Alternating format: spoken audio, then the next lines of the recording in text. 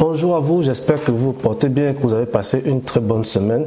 Aujourd'hui, on se retrouve dans une nouvelle vidéo dans laquelle je vais vous démontrer et dévoiler l'implication de la France dans l'interdiction des crypto-monnaies en Afrique.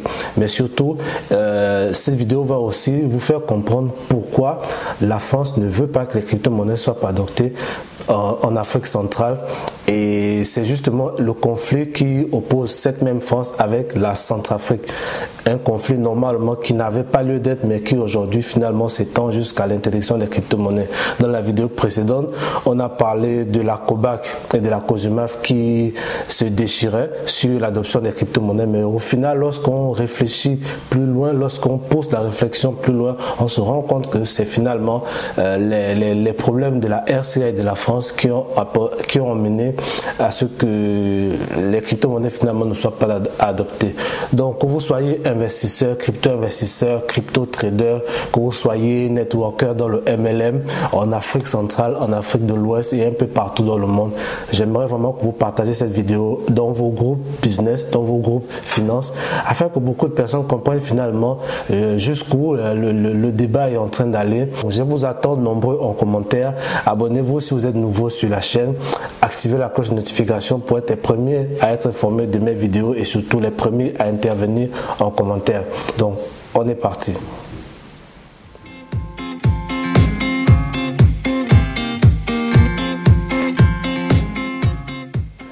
La première raison qui fait qu'aujourd'hui la France influence l'interdiction des crypto-monnaies en Afrique centrale, c'est simplement son passif avec la République centrafricaine.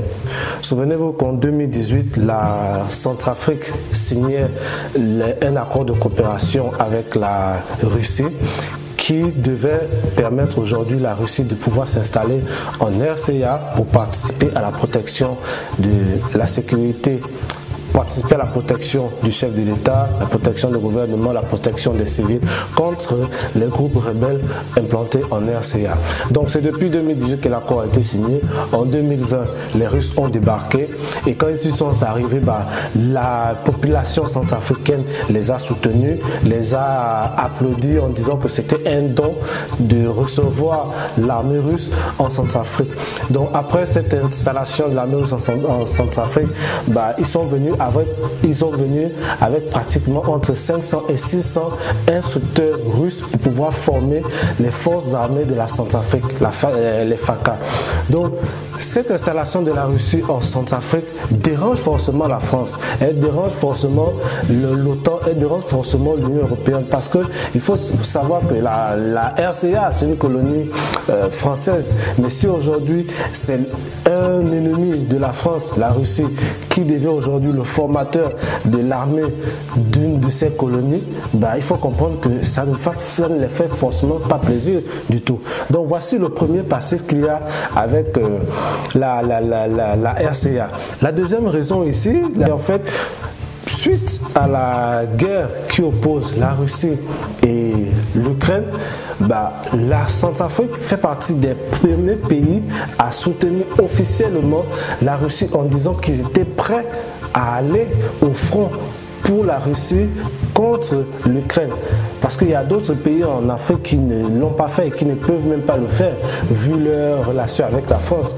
Mais la Centrafrique, en dehors de l'Afrique du Sud, fait partie des pays qui soutiennent officiellement et farouchement la Russie contre cette guerre.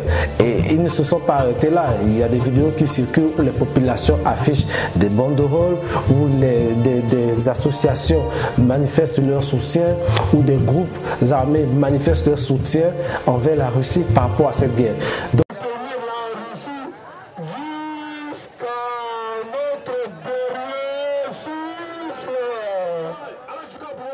c'est une première sur le continent. Une centaine de Centrafricains manifestent leur soutien à l'invasion russe en Ukraine depuis Bangui. À l'initiative de la mobilisation, une association pro-russe, anti-française et proche du pouvoir. Des paramilitaires russes accusés d'exactions par l'ONU combattent aux côtés de l'armée centrafricaine depuis plus d'1 an. Alors, pour les leaders de l'association, soutenir l'allié russe dans sa guerre avec l'Ukraine relève de l'ordre du devoir. La Russie est en train de traverser un moment difficile. nous sommes obligés de lui apporter un soutien moral. Et cette manifestation, c'est juste pour lui démontrer par A plus B que, en tout cas, la République centrafricaine le soutient à tous les niveaux. Donc, ce qui soutient la Russie aujourd'hui est contre l'ONU, est contre l'OTAN, est contre la France, est contre l'Allemagne, et contre tous les pays contre lesquels la Russie se bat aujourd'hui. Les Russes sont nos partenaires. Même si le monde dit qu'ils peuvent combattre la Russie, nous, les partenaires de la Russie, nous sommes là à aider la Russie à combattre les putschistes et à combattre à l'Ukraine. Donc on est prêt, même si la Russie nous demande d'y aller à l'Ukraine, on va y aller avec notre détermination. On va aider au moins, ce n'est pas les pays de l'OTAN, ni au moins l'Europe qui va nous intimider. On est prêt maintenant à combattre. Donc c'est clairement une raison valable pour énerver de plus la France. Mais il n'y a pas que ça. La troisième raison ici qui fait que la France est vraiment fâchée contre la RCA, c'est parce que l'installation non seulement de la Russie les dérange, mais en plus il faut savoir que le sous-sol centrafricain il est très riche en diamants et en or. Il y a l'exploitation de l'or qui se fait en Centrafrique. Et l'installation de la Russie, ce n'est pas juste pour venir défendre, c'est aussi pour ce genre d'intérêt, c'est aussi pouvoir négocier l'exploitation de ces minéraux-là, de cette richesse. Et il n'y a pas que la Russie, il y a déjà la Chine qui est là depuis avant même la Russie. La Chine aujourd'hui a pratiquement, d'après les recherches que j'ai pu faire, la Chine a aujourd'hui près de 12 à 14 licences d'exploitation du diamant et 4 licences d'exploitation d'or. Il y a des sociétés, il y a près de 4 à 6 sociétés chinoises déjà installées en Centrafrique pour exploiter l'or. Et donc quand la Russie arrive, elle aussi, elle vient chercher sa part du gâteau. Et ça énerve la France parce que la France, elle vit des richesses centrafricaines, elle vit des richesses africaines, surtout des colonies africaines. Donc quand deux ennemis comme la Chine et la Russie deviennent les leaders dans l'exploitation des richesses dans l'une de ces colonies, forcément, lorsqu'il y a une situation comme l'utilisation des crypto-monnaies, c'est clair que la France va tout faire pour que cette loi ne passe pas. Donc, voici la troisième raison. La quatrième raison ici, c'est simplement la perte du contrôle de l'économie de la RCA par la France, la perte du contrôle de la politique de la RCA par la France. Parce que oui, le président de la Centrafrique, il n'est pas installé ou institué par la magouille de la Centrafrique, non. C'est l'un des chefs d'État en Afrique centrale qui est installé par le vote de sa population, par le choix de son peuple. C'est différent avec les autres pays qu'on connaît et qu'on ne va pas citer ici. La Centrafrique, c'est un pays qui fait jouir de sa souveraineté à un certain niveau. Et justement au niveau des élections, la Centrafrique est souveraine. Elle n'est pas influencée, elle n'est pas pistonnée par la France. Quand la France aujourd'hui ne peut plus se développer ou s'exprimer ou se mouvoir comme elle veut en Centrafrique, ça lui fait forcément mal. Ça fait forcément mal. C'est comme si vous êtes le père d'une famille et il y a un enfant qui est de plus en plus rebelle, qui sort de la maison quand il veut, rentre quand il veut, mange ce qu'il veut, s'habille comme il veut et vous ne pouvez rien lui dire. C'est ce qui se passe avec la Centrafrique. Donc voici la quatrième raison. Maintenant la cinquième raison, et ça je l'ai découvert encore dans les recherches, vous allez le voir dans cette vidéo, c'est finalement la rupture linguistique en Centrafrique. La Centrafrique, depuis 2021, décembre 2021, a décidé d'imposer l'apprentissage du russe. À partir de l'année prochaine, le russe sera enseigné dans les universités centrafricaines en remplacement de l'espagnol. Décision prise par le président centrafricain Faustin Archange Touadéra. Alors qu'il est déjà enseigné au niveau secondaire dans le pays depuis 2019, le russe sera dorénavant dispensé de la première année de licence jusqu'à la deuxième année de troisième cycle. Bangui s'appuie déjà sur Moscou dans sa bataille contre les groupes armés. Des paramilitaires russes de Wagner sont au chevet des FACA, les forces armées centrafricaines, depuis 2017. La Centrafrique a décidé d'imposer l'apprentissage du russe à l'université à partir de la première année de licence. Et ça, je ne connais pas un pays en Afrique centrale ou en Afrique de l'Ouest qui a imposé, pas simplement instauré la langue russe comme une langue d'apprentissage, mais imposé de sorte que peu importe dans quel établissement universitaire vous êtes, vous devez apprendre le russe. Et ça, c'est un danger pour la francophonie, parce que la francophonie, elle a un certain type de programme qu'elle installe dans plusieurs pays francophones. Mais en RCA, imposer le russe, c'est un affront, encore avec la France. Donc vous comprenez que finalement, la COBAC, c'est simplement l'institution bancaire qui va servir de mécanisme opérationnel pour pouvoir influencer cette interdiction des crypto-monnaies. Mais encore une fois, c'est la France. La France contre la Russie, la France contre la RCA.